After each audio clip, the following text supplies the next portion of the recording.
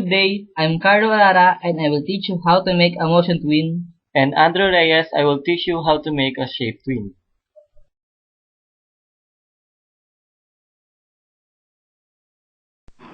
First, click the Macromedia Flash 8 in the desktop.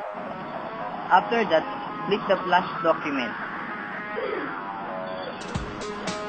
In the menu bar, click the file, then choose Import to import a picture.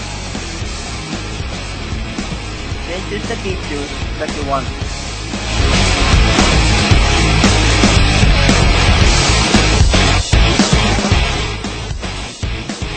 After that, go to the frame 40 and hit it.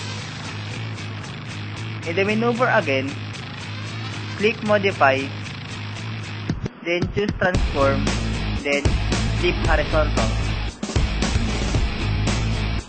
Go to the Properties, then choose the Motion Twin. Then that's it.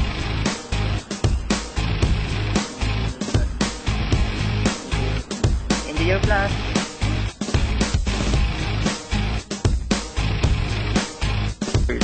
Click the Micromedia in the desktop.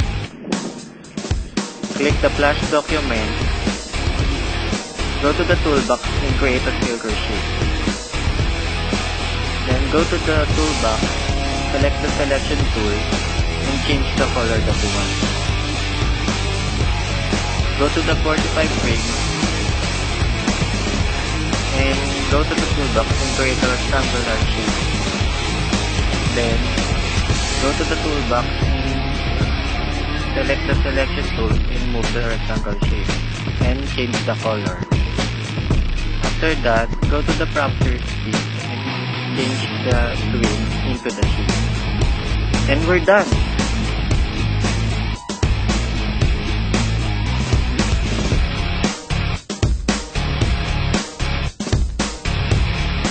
First, click the Macromedia Flash 8 in the desktop. After that, click the Flash document.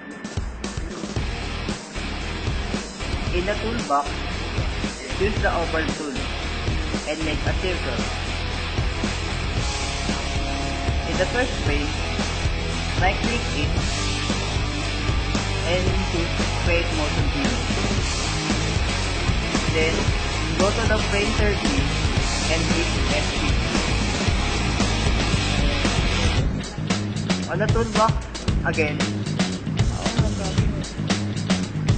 choose the selection tool and move the circle in any direction. And that's all. Enjoy your Flash document.